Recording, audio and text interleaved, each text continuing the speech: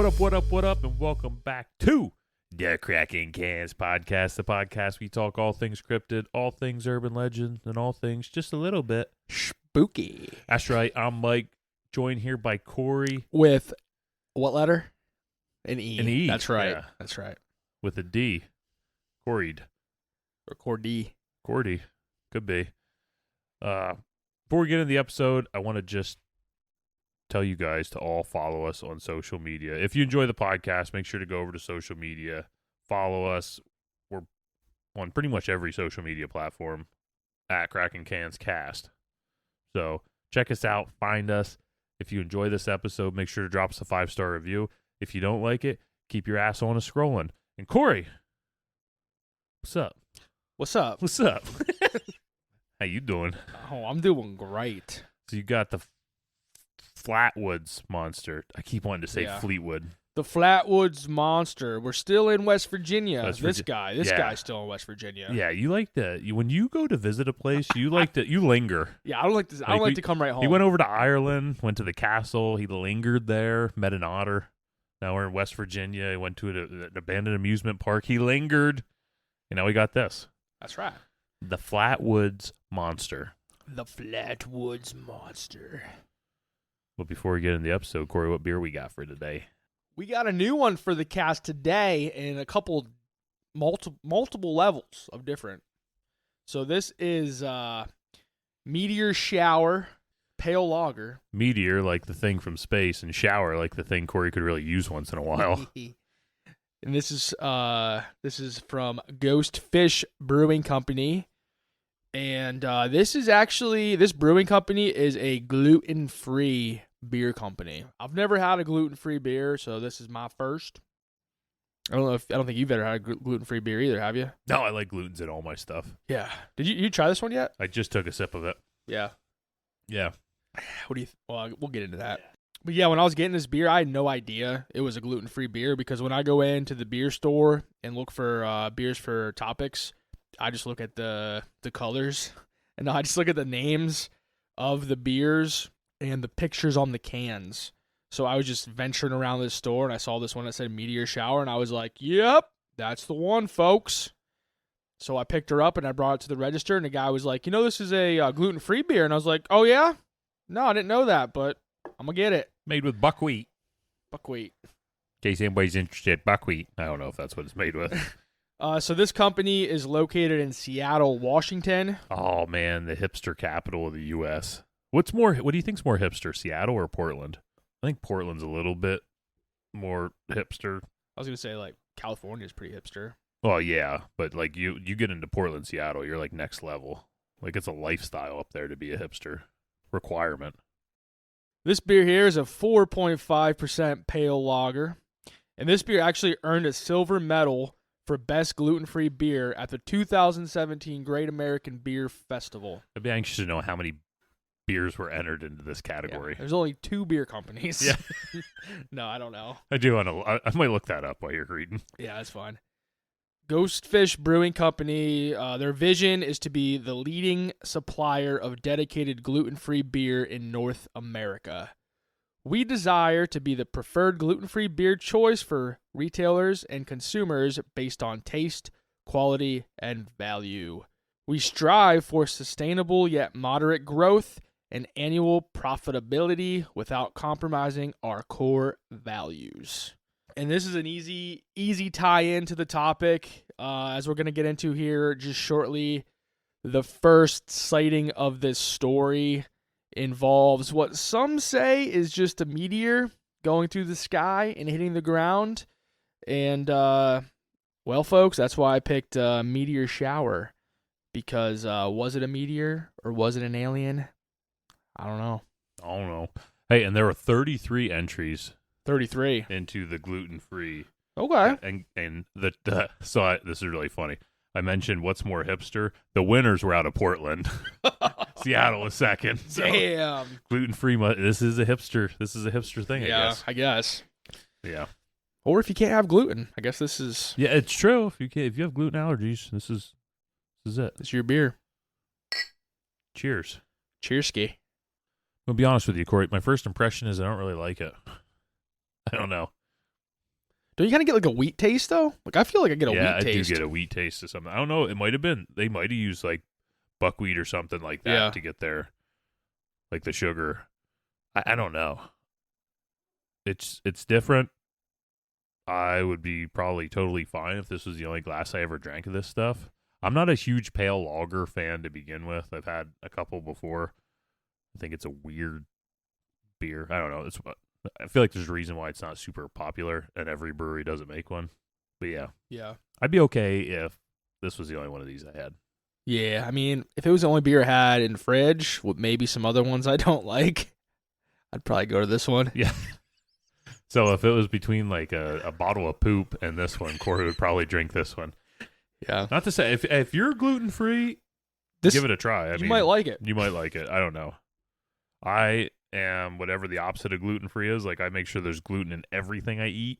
Like I sprinkle gluten into things that aren't actually like cheese. There's no gluten in cheese. I'll sprinkle a little into my cheese. Gluten free, gluten load. You're a gluten loader. Yeah, gluten loader, and it shows, buddy. Yeah. It shows. But with that, let's get into this shit. Oh, let's go. Before we dig into the old Flatwoods Monster here. No dive in this episode. We're digging. We're digging. We dig in West Virginia. I do like to dig. It is a mining state. That's where we're digging. We're digging. We dig. Primary sources I used were braxtonwv.org. So braxtonwestvirginia.org. Article titled The Flatwoods Monster. So I used this one for the first and third stories, and then the community piece of the episode. And then the other source I used was, fandom.com, but I found this. Listen, I know, it gets a bad rap. And the third one is he used Ranker for his source. The title I used, it was Flatwoods Monster Document, which was an actual document from the Flatwoods Monster Museum that the witness of the second story wrote a couple years after the incident. So it was like her own version, her testimony. Yeah, like of cool. Like what happened and stuff. So I thought it was pretty cool. Yeah, for sure. That's cool. So let's get it on. Get it. I can't stop. I'll be done. Take that out. That was weird. I don't know what you're doing over there. I don't know. You're fucking like skipping like you're like a CD that's just like. Yeah. It happens from time to time. You gotta just tap me on top of my head. Yeah. First sighting. Or actually, we're going to say first story, because this might not have been the first sighting. First story. We're going back to September 12th of 1952 to Flatwoods, West Virginia. 1952. 1952, baby. So we're in West Virginia. We're pre-Mothman. Yeah, pre-Mothman. I feel like when I get into West Virginia, I like to know, like where were you in terms of the Mothman? Yeah. So this is AM. AM. Oh, no. BM, sorry. BM, before. Yeah. It was dusk. The sky was as clear as could be as the day slowly turned into night. A group of boys, brothers Edward and Freddie May, and their friend Tommy Heyer, were outside playing at the Flatwoods Elementary School playground. The ages of these boys ranged from 10 to 13 years old. I think the two brothers were like 12 and 13. I think the friend was 10. But depending on which stories you read, some say there were more kids, there were less kids. I don't know for sure. But really, in the midst of everything, it doesn't matter. Doesn't matter at all. But for the sake of this episode, we're going to say the May brothers and their friend were at the playground playing. The boys were getting ready to return home for the night when they saw a bright, fiery light quickly flying across the sky. They watched this object crash into the hillside of G. Bailey Fisher's farm. The boys, just like any other typical boys, ran to investigate. But first, the boys swung by the May brothers' house to tell their mother, Kathleen May, what they just witnessed flying through the sky. Without any hesitation, Kathleen called National Guardsman Cadet Eugene Lemon. So did she call the National Guard, or she just called somebody she knows? She's like called somebody that she knows. So it was I could see that. The 17-year-old cadet. Okay, yeah. Probably just a neighbor or something like that. Yeah. Eugene Lemon. Freaking dude, that dude sounds like he can Suck on a couple lemons. Not even. He won't even make a face when he sucks on them bitches. But can he fart when he's sucking on all them? Well, you don't know. What does that even mean? I don't know. I have no idea. I'm so confused. Maybe. I don't know. Does that mean all his clenching is going to his hole? Yeah, whatever. Yep. You can just interpret it. Yep. Please do. Please, hey, if you do interpret that, I am excited to hear. So Kathleen May called this National Guardsman cadet Eugene Lemon, and they also grabbed the family dog Ritchie to accompany them to the crash site. Which I could see. Oh, Ritchie was probably like, God damn it! I don't want to go. Yeah, y'all don't want to take me for a walk, but some alien creature hits into the hillside and, come on, Richard, let's go for a walk. Yeah. Say, oh, great. I'm not sure what type of breed Ritchie was, but what I gathered, he was some type of hunting or farm dog. And the group, as they were walking to this site, they picked up some of the boys' other friends, Neil Nunley and Ronnie Shaver. Nunley? Nunley. That was his last name. Nunley, yeah, his last name. Okay, I took that as it was like Neil and Nunley. Oh, no, it was Neil Nunley okay. and Ronnie Shaver. Okay. Oh, man. Nunley and Shaver. So now that the squad was formed, the group of 7 all armed themselves with flashlights and headed through town all the way towards G. Bailey Fisher's farm. And once they got to the farm, the dog Ritchie, who ain't no bitchy, ran ahead of the group and started barking before running back, frightened with his tail between his legs. So he might have kind of been bitchy. Yeah. He tried to be tough, and then he realized, I don't want any of that shit, and he came back. The group continued walking up the hill of the farm when they came across what they described as a pulsating ball of fire in the distance behind a tree line. As they were walking, a strange mist began to fill the air and was so strong it began making their eyes and throats burn. It was like a very strong metallic sulfuric odor. That's kind of what we talked about in Van Meter. Yeah, that's what I thought. Being like too. a metallic smell. Yeah. They said like it smelled like burning chemicals. Okay. To the left of the glowing ball that they saw in the distance by like the tree line, Cadet Lemon, strapped with a flashlight, thought he saw 2 bright eyes in the trees. He quickly turned, cocked his flashlight, and shined his light towards the trees to what he thought was possibly a possum or a raccoon. A raccoon. A raccoon. However, in the shadows of the trees, Cadet Lemon's flashlight landed on something more terrifying than he could have ever imagined. It was a possum banging a raccoon. Ooh. With an owl. With an owl watching. Yeah. Head fully turned around. He was facing away from it, but that head was spun around. So he didn't want to. He knew it wasn't right for him to watch this, but son of a bitch, he had to spin that head around to see what was going on. He spun that shit around quick. Oh yeah. So when old Cadet Lemon flung his flashlight to the side to see what the hell was over there, a towering figure appeared that was estimated to be around 10 feet tall. It had a spade-shaped or ace of spades-like head with a bright blood-red face and 2 protruding eyes. The figure had a green metallic-looking body that appeared to glow and possibly covered in some kind of armor. It had long claw-like arms that were extended forward. So kind of like when you think of like, what, mummies or zombie, like walking like that. Like that's what I pictured, but like with these long claw fingers.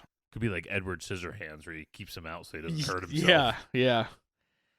So those long claw-like arms were extended forward. A dark robe or mechanical lower half that seemed to be floating or gliding in the air. So like it didn't have anything touching the ground. It was levitating up from the ground. This whole thing seemed very robotic. Yeah. Yep. Everything that could be seen is pretty much all metal. Yeah. Except I didn't really get that impression with like the face though, but like everything else. So like I think they more or less thought it was wearing like a full suit of armor. Suit of armor, okay. Something like that. Yeah. And then they could also hear this thing making a strange hissing or shrieking sound. And when I was actually getting this episode around, my oldest son saw a picture of this thing, and he said, "Oh, he's like, its head looks like a Hershey Kiss." Is what he said. Wasn't that just cute? So there you go, folks. Turns out this thing's it's just nothing but just a big bar of chocolate. Yeah. So the indescribable, just sickening smell, mist, continued to linger in the air. As the group was standing there trying to figure out what the hell was going on, the creature darted towards them. Lemon let out a terrifying scream before falling backwards. But Lemon's the National Guardsman. Okay, yeah. They quickly turned around and hightailed it out of there, heading back towards town as fast as they could. For the next several days, the group suffered from a wide variety of different health issues that included throat irritation. From that high-pitched scream. Yeah. Throat irritation, nausea, vomiting, and fainting, I saw. And I saw that like the vomiting was just like at least 7 hours after it happened. So like it was happening like that night, like for some of the group members. What kind of vomit? Did it say? Like, was it just regular vomit? Like, yeah, whatever? Okay. Yeah, just vomit, whatever, just probably in their guts. Yeah. It wasn't like bloody, gooey, ooey stuff. Oh, well, good. Like that. Good for them. Kathleen May and Cadet Lemon reported the incident to the local authorities, and the co-publisher of the Braxton Democrat, A. Lee Stewart, upon returning home that night. Kathleen May stated this creature being one worse than even Frankenstein. What? Yeah, and that was in one of the articles, like the newspaper articles. Worse than Frankenstein? Worse than Frankenstein.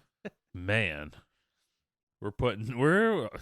Okay. Local state police officers laughed off the reports as hysteria due to the differentiating reports of this monster.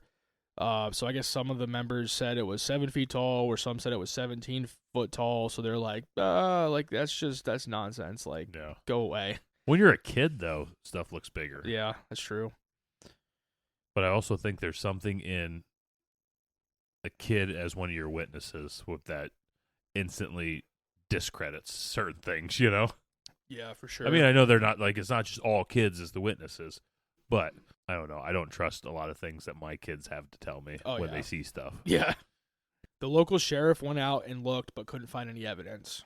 However, A. Lee Stewart, the co-publisher of the Braxton Democrat, organized an armed posse with actual guns this time. A posse. I like that. A posse makes it seem like it's so like ragtag. I know, You know what I mean? It's just like you got Farmer John, and you got badass Billy Gunn over here, and then you got ruthless Ted over there. It's just the most ragtag goofball team you can assemble. I know.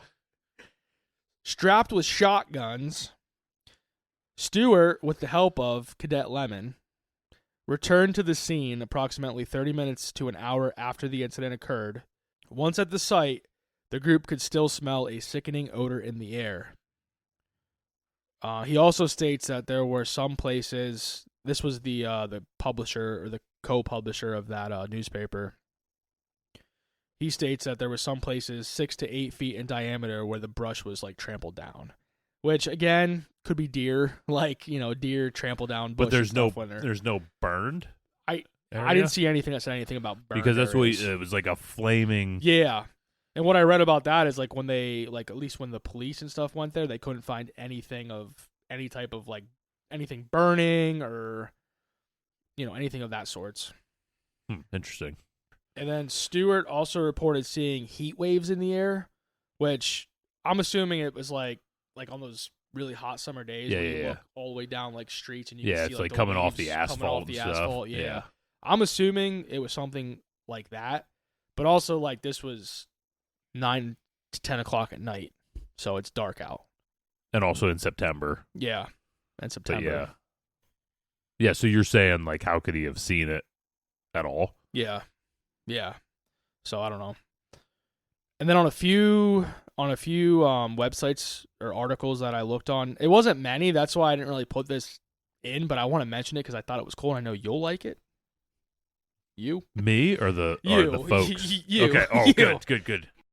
So I saw that the town and the members of the group were interviewed by two men dressed in black. Hell yeah. Shortly after the incident. And I saw that they took the dress that Kathleen May was wearing that night because there was some type of like oil or weird substance on it from, which I mean, could be something from an alien. Could be. It could be just her going out and hanging out with old Eugene. You know what I mean? Yeah. Get caught in the woods. Like, what are you doing out there with Eugene? Aliens, Paul, aliens. So they took her dress. They told her they were going to give it back to her, but they never did. They never do. No. But whether they were actually there or not, I don't know. I just wanted to add that because... Hell yeah, dude. Hell I am like so into the Men in Black.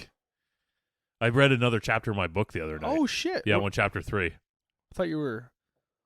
Well, I was like halfway through the second chapter when I told you I was all the way through it. Okay. So I didn't read a whole chapter. I read like half a chapter. But yeah, we're getting somewhere. Fair enough.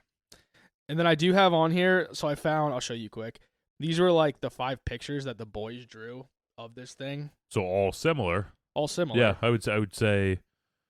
I mean, there's different sized head, but all kind of have that Hershey Kiss type top that you said about. Yeah. Well, that your son said about. Yeah. Which is a good I didn't way think to of it. describe I was like, yeah, you're right. You know what I thought? Like when I've always seen the pictures of it, and it's not totally accurate, but I always thought the old timey like the old timey scuba suits. Oh yeah. With like the big giant heads on them. But I mean, these ones kind of come to a point. With like a little point, yeah. Yeah, but I always thought that with like the little circle cut out in it, to open up.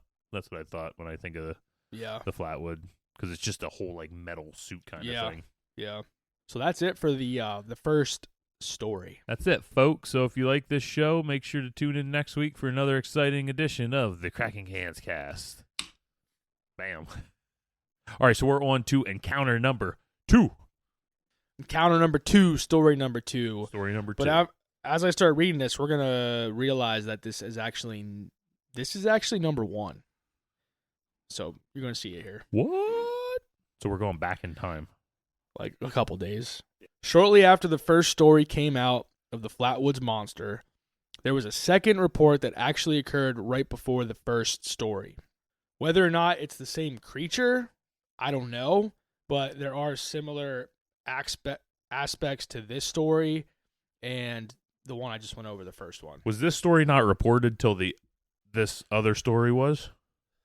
I tried figuring that out and I couldn't find out when this one was reported, so I'm guessing that like the first one came out and then these people who had a similar experience then came out because they're like, oh shit, like this was similar to ours, like maybe we're not crazy. Yeah, so you're saying the experience with the kids and everything came out first, and then they said, "Hey, we saw this, but we saw it 5 days or whatever beforehand." Yeah, that's kind of how I envisioned it happening when I was reading through this shit. Which is it's like a double-edged sword because it totally makes sense that somebody would come out after hearing that somebody else dealt with this, because I'm not going to be the first crazy son of a bitch that runs to my newspaper, my police station, and says, I saw some Hershey kissed head MFer walking through the woods with like glowing eyes or whatever, that with big long claws. But I'm also, it's just weird that as soon as somebody else comes out with it, it's like, yeah, we saw it too. Yeah. Because like, are they just jumping on the train and try to get some? Yeah, exactly. So it is a double-edged sword. But I don't want to just discredit somebody immediately because they didn't come out right away. And two, like this story's like, when they describe what they saw, it's similar, but like it has some different pieces to it as well. So if they copied it, they did a pretty good job. Yeah. Like I said when we started this episode, the sources. So I used this is from the fandom. It's a actual document. It's called the Flatwoods Monster document, which shows a typewritten document written by Audra Harper, who is the person that experienced this story I'm about to go over. It was her granddaughter Ashley who sent this to the Flatwoods Museum. So it kind of lays out her experience with this creature, which was pretty cool. So we're going to Heater, West Virginia, which is roughly 3 to 5 miles north of Flatwoods. I don't know, a couple days I don't know exactly how. I'm assuming it was in like within the week before the first story that I went over. So we're in Heater, West Virginia. It's weird that you would, because this thing was like a ball that fell out of the sky. Yeah. Right. Okay. Yeah, it was a ball that the kids watched flying through the sky and hit at this farm. Yeah. So you would think they would be the only ones that would be able to see it, as far as you would think. But could there have been more than one? Who knows? Yeah. One night, a gal by the name of Audra Harper was outside with her friend Jay. The rest of her name was like blocked out in the typewritten thing, so I don't know what her name is. I just gave her the name Jenny. So that's what we're going to call her. So Audra and her friend Jenny. They wanted to walk to the store, and instead of going on the common road that they normally use, they chose to take a shortcut through the woods. The reason they chose to take this shortcut was because I guess the main road was tore up, and not the easiest to walk on. So they just decided to walk through the woods instead. But like shaking my damn head because like you're walking through the woods at night and there's sticks and rocks and animals and all kinds of stuff out there. Like how is that any better than walking? Yeah, you're in the Appalachian Mountains, right? Yeah. So yeah, you got everything from bear to I don't know. Yeah. Coons. Raccoons. Yeah. Raccoons humping possums with owls watching. Yeah. It's crazy out there. I'm into it. Yeah. I don't mind. I encourage it in my yard. My guess is that they were smoking a doobie. Oh, well, that would make sense. That's my guess. Because why else would you take that route unless you were smoking a doobie? After a half mile or so into their walk, they noticed a fire on a hill that they were walking past. They continued walking and dismissed the flame, assuming that one of their neighbors was out fox chasing. As they looked back to check out the flame again, it was now a bright ball of fire. It was like something they've never seen before, though it quickly vanished right after they locked their eyes on it.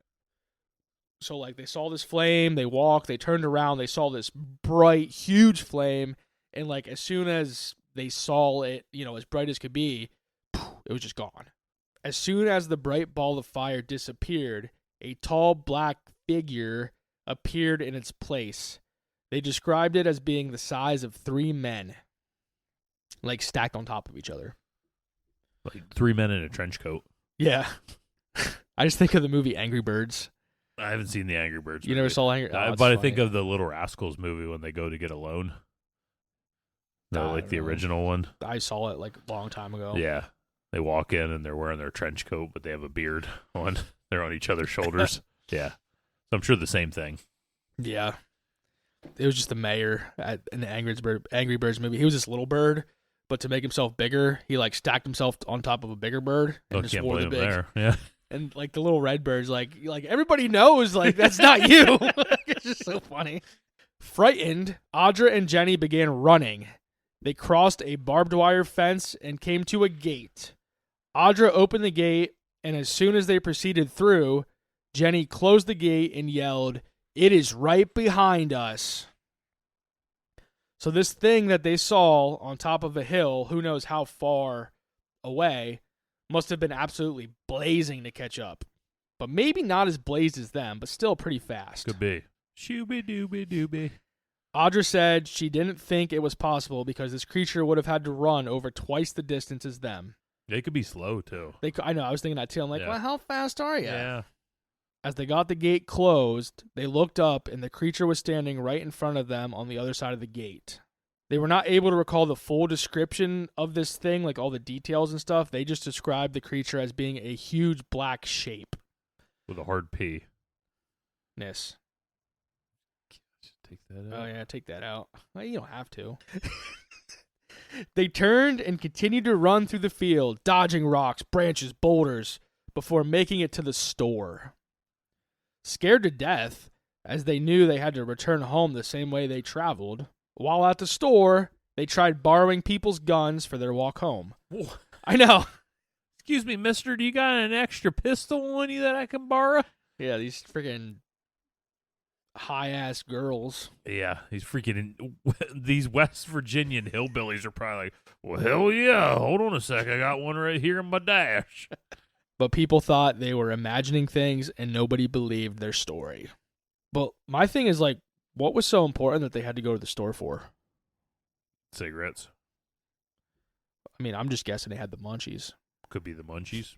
See, that's how I'm piecing this whole thing It together. makes sense. Like, the flame that they saw could have just been the cherry of their joint, like flung in the air and scared them. Yeah, could have. Because then when they gave it to the other person, it's gone. Ah! Yeah, The monster got it. After leaving the store to walk back home, two neighbor dudes who were drinking some beers decided to walk with them. And that's where the story ends. But I do know that Audra made it home because she typed up her experience after the fact. What happened in the woods between the store and home was just absolutely disgusting. Yeah. With these two guys. So we'll just move on from that. And then comparing this story to the other story, both occurred at night. They both involved a bright light of some sorts on a hillside. In both stories, the creatures seem to move at a fast rate of speed, though quicker in the second story, at least from the descriptions, I guess, based off of how far this thing was away. They both appeared pretty tall. The second story only described it as a black shadow, whereas, the first story had a lot more descriptive words for this thing that they saw. They were able to recall, more of what they saw. In the second story, didn't mention anything about an odor that was in the air, though I thought about it and maybe they just didn't get close enough to like the home base of this thing. I don't know. Maybe just the smell of their joint was in the air too, so Yeah. they never smelled anything else. Yeah, there you go. Yeah. We'll I'm go rolling with your theory here. Yeah, roll it up. Yeah. Beer break. Yeah, beer break. All right, we got story number 3. Story number 3. Sighting number 3. Here we go. The night after the September 12th May family incident is what I'm calling it. It was the first story I went over. So the day after that one, so in the timeline of things, I know it's kind of confusing. If you're looking at the timeline of things, the one with the girls walking through the woods to go to the store or whatever, that happened first, technically. Then it was the group of 7 with the boys and the mother and Cadet Lemon. Which that one is like the main. That's the main story. That's the main story. So technicality, that was number 2 then, and then 3 would be the next day after that one. We're getting into it. And this occurred approximately 20 miles south of Flatwoods, near Strange Creek. George and Edith Snedowski. Edith? I did not say Edith. Okay. I said Edith. I feel like I just always worried. Well, you got me worried too, you dick. George and Edith Snedowski, along with their 1.5-year-old son, were driving through the rural area of Clay and Braxton County on Route 4 when all of a sudden their car died. Daylight or dark? It was nighttime. Okay. Dark. I didn't answer your question. I'm like, it was nighttime. George pulled the car over and attempted restarting it several times with no success. It was nighttime, and there were no other cars around to assist with their broken-down car. And remind you, these folks are out there in the backwoods of West Virginia in the 1950s, pre-cell phones. Pre-cell phones, folks. As George and Edith sat in their dead car trying to figure out what they were going to do, a sulfurous, how the fuck do I say that? Sulfuric. No, it's sulfurous. Yeah, sulfurous. A sulfurous odor filled the air. Oh. And their baby began to cry. Well, somebody's been tooting. You ever have them good sulfur toots? Oh, yeah, they're nice. Oh, yeah. They're warm when they come out. You ever have, I was thinking about this the other day. Why? You ever just have like such an itch in your butthole? No, and you have such an itchy butthole. Yeah, but issue. I'm saying, and then you leave out the perfect fart, and it just itches everything for you. Maybe. I don't know. My butthole is not super itchy. I'm just saying. Like sometimes I'm just saying. I'm just saying. Sometimes you get that. I'm just saying. Scrub your ass. I I'm do. just saying. Oh, believe me. Believe me. I'm glad. Scrub your ass. I'm glad Kendra does the wash most of the time. Let me just tell you that, folks. Oh yeah, believe that. You don't even want to be down here with us after Corey's got to complain about his itchy butthole. You know what you should do? You should just set up a sawhorse and just root your butt right across it like a dog. Yeah, you're right. That might work. The other day, my son came in the living room and he had a cookie and he dropped like a big chunk of it on the floor. So I picked it up and ate it. And right when I ate it, my daughter was just like, "Oh man, that's where the dog roots her butt across the carpet today." Oh God! Like, thanks. I appreciate you letting me know after I ate. Yeah, the she cookie. waited till you ate it. She was awesome. laughing. What'd she call it? What'd she call it? The like the booty scoochie across the carpet.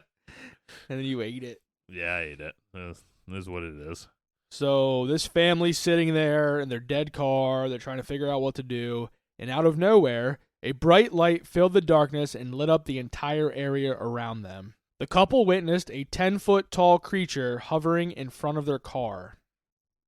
So not like a UFO, not like some type of spacecraft, nothing like that. It was just a creature. This 10-foot tall creature hovering in the air in front of their car.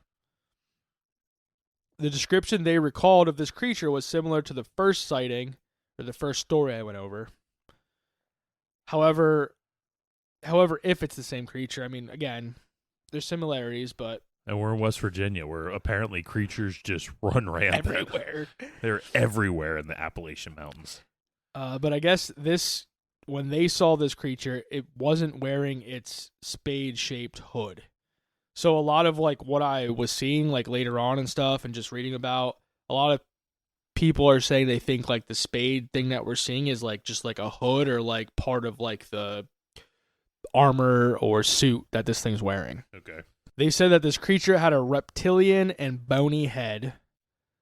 They then reported that the creature dragged its lizard-like hand across the hood of the car before just levitating away into the woods. Dude, this sounds like it could be a whole nother cryptid entirely. I know. George and Edith watched the creature until they were no longer able to see it. At this point... what else were they supposed to do? Yeah. Of course you're right. They're just sitting there. Yeah. It's not like they can drive away or anything. Yeah. They're there. Yeah, you're right. Like, what are they going to fucking do? Nope. So once this creature, like, vanished into the woods, their car started up without any issues, and the family quickly drove off. So do they think the creature took the energy from the car? Or do they think the creature came there and helped jump their car? It didn't say either Okay. way. I mean, I thought that the creature was in the area and drained their car from working, but yeah, maybe it came and helped. Yeah. Started that shit up for them.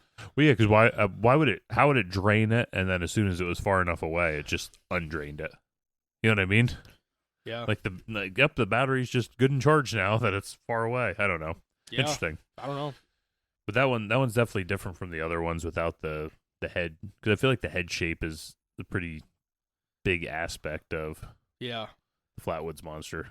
But again, that was only the head shape one was only in the first one. Yeah. You know, the second one was just the dark figure, and then this one was like a reptile type head. So they all happened like within probably like a week of each other total. I mean, this one was like three different descriptions of it. But if you look at the map, it was north, then it was in the middle, then it was south. Boom, boom, boom. In the order. The north one was the two girls. Yeah. Okay. Then the one that was 5 miles south, 3 to 5 miles south of that was the Flatwoods one with the group of 7.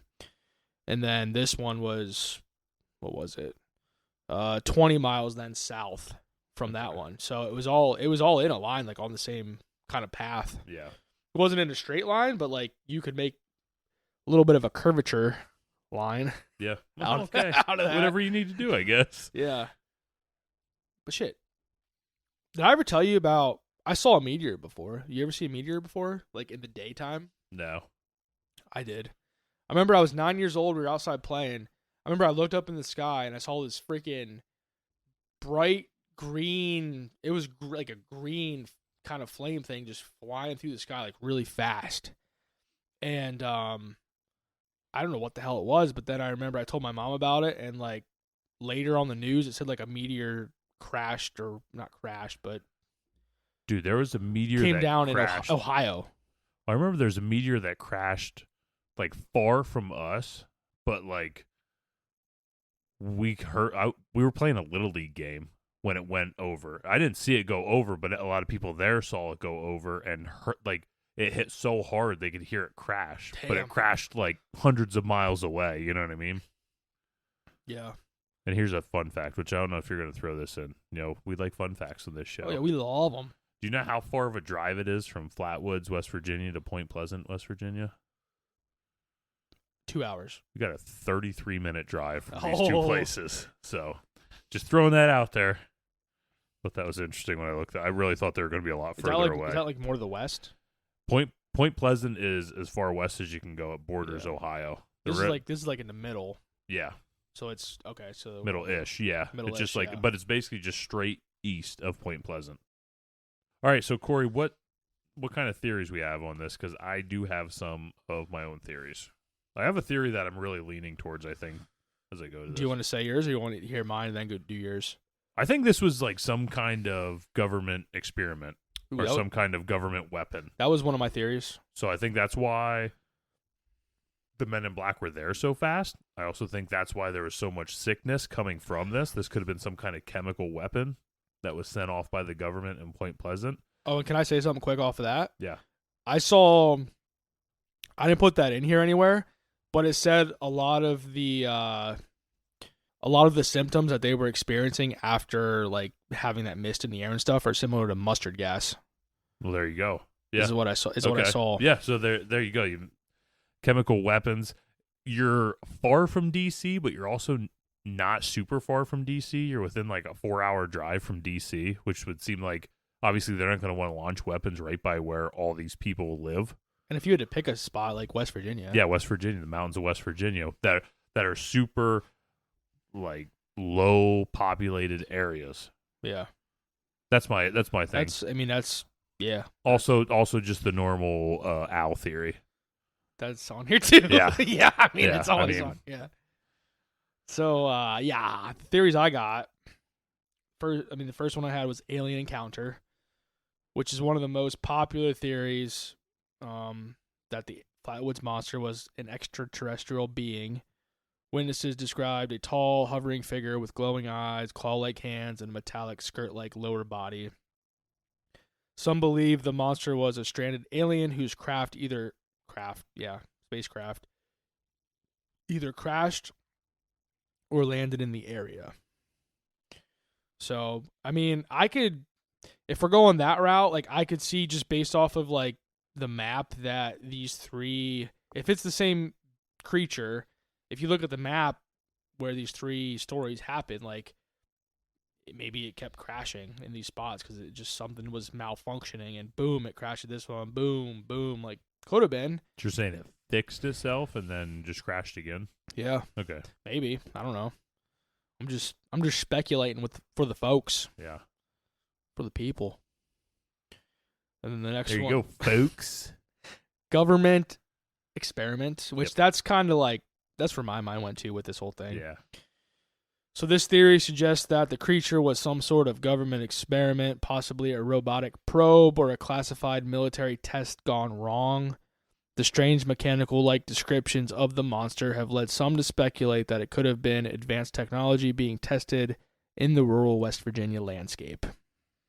And then we're going into the misidentified barn owl. Skeptics argue that the Flatwoods Monster was nothing more than a misidentified barn owl. The owl's large, glowing eyes reflecting a flashlight beam, along with its ability to perch high in trees, might have given the illusion of a hovering creature. The metallic body may have been branches and shadows playing tricks on the eyes of frightened witnesses. Which I like that theory, but I think that theory is discredited by the main story of everybody getting sick and stuff like that. That's where I struggle with that. But I could seeing an owl perched up in a tree, branches in the woods, making people think they saw this suit. Yeah. I don't know how many times I've been out hunting in the woods, and right before the sun comes up, you see these like things, and it's like, holy cow, there's there's a huge deer out there, and then as the light starts to come up more, it's just a bush. Your brain really starts to play tricks on you, especially in the dark when you start coming into these areas that are thick with vegetation and stuff like that. And then I also have on here a meteor and mass hysteria. So on the same night as the sighting with the group of 7, the kids and the mother and cadet Lemon, a meteor was reported streaking across the sky in several states. Some theorists believe the glowing object seen by the witnesses was just a meteor, and their encounter with the monster was fueled by panic and imagination, leading to exaggerated or distorted memories. And also, like, during this era, it was the age of the space race. You had Roswell, Sputnik, which was the world's first artificial satellite from Russia. And so space and interstellar crafts were on people's minds during this time, too. Yeah, which makes sense. So, yeah, this time, like when you read into alien sightings, this time was just like fueled by it. yeah. Everybody was seeing spaceships in the 50s and 60s. UFOs everywhere. So, like, I kind of lead on that theory as well, like the government one, and then just it being a meteor, and then just mass hysteria, people seeing what they want to see, just with everything else going on in the world. Like, you know, we want to see some aliens too. Yeah. And their mind just created some. And I just struggle, like these 3 stories are like super similar, but also so different in their description of the creature. Yeah. It almost makes you think there was never a creature there, especially between the girls that originally saw it, where they saw this 10-foot high thing just running through the woods at them, but they're sprinting away at night with no flashlights or anything, but they still get a good look at this thing. I think the one had a flashlight. Okay. I didn't say that. The one did have a flashlight. But either, you know how it is trying to spot something when you're running away and looking behind you with a flashlight. Yeah. It's just, it could have also just been something like an owl just flying across the hollow at them, you know? Yeah. Just looks huge with its wingspan and all that. So that, And then, I mean, the last one is just like any other theory, cryptid or supernatural entity. Some cryptid enthusiasts think the Flatwoods Monster could be a previously undiscovered creature or a paranormal entity. This theory ties into other Appalachian folklore about strange ghostly beings in the woods. Regardless of which theory people believe, the Flatwoods Monster has remained a legendary figure in West Virginia folklore. It even has its own museum and festival, keeping the mystery alive.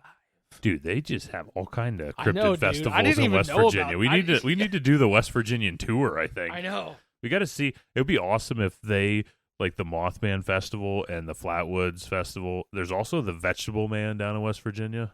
I don't know if he has a festival or not, but I feel like he's gotta. I was reading about some other shit too today. Dude, there's so many things. Yeah. Like West Virginia is the epicenter of cryptids, which I also think it might just be the epicenter of government experimentation. And marrying your sister. Well, Corey, we didn't need to go there for the kind folks in West Virginia. They've been through enough. You're right. Marrying your cousin. Let it go. Okay, all right. So you said about a festival. Is there anything else that goes on in the community with this thing? There's an ice cream shop called The Spot, open in Flatwoods, offering a photo op with a painted iteration of the monster. Sweet. There's a Flatwoods Monster Museum dedicated to the monster story that operates in the town of Sutton, which is a few miles south of Flatwoods. Last year, Flatwoods hosted their second annual Flatwoods Monster Convention, and the convention consisted of vendors, speakers, a costume contest, which I'm assuming, I'm going out on a limb, but I'm going to say it was a costume contest to see who could dress up the best as the Flatwoods Monster. Oh, you idiot. It was for the Mothman. Ah, shit. Is that what it was? Yeah. Son of a I just Googled bitch. it. And they also had gluten-free beer there, so I will pass. Yeah, I have a thing about gluten-free beer, okay? Yeah. It can't get you drunk. I have a thing about gluten-free beer. It's not very tasty. If you have a good gluten-free beer out there that you think that I will like, you send it. You message us, and we'll figure out a way that we can get it here, and I'll try it. And I just figured out too why gluten-free beer can't get you drunk. Why? Because it don't have glutens. No, because it sucks balls and nobody wants to fucking drink it. Yeah. I take like 3 sips, and it's like, yep, that's enough. Yeah. Whoop. That's enough of that. This one is my favorite about the Flatwoods Monster. So, in the county, Braxton County, they have 5 huge chairs built and painted in the monster's image that have been placed around the county. Each chair is 10 feet tall and 4 feet wide, and each one has a unique paint scheme that makes it a nice little scavenger hunt to get a picture by each one. That's fun. So, like, you could go around, like, the county, and there's 5 different ones in different places. So this place has really dove into this lore. I'm guessing there's not much else going on. Probably in this town. not. And I actually saw that, like, when this whole thing came out in the 50s, it wasn't called the Flatwoods Monster. It was called, like, the Braxton County Monster and stuff because Flatwoods was such a small dot on the map. Yeah, a lot of people couldn't even find it. No, they called it the Braxton County Monster and a couple other different variations. Well, and if you go with the 3 sightings, they're, yeah, probably 3 within the county. Yeah. But I know most of the stuff is really revolved around that first sighting that you talked about. Yeah.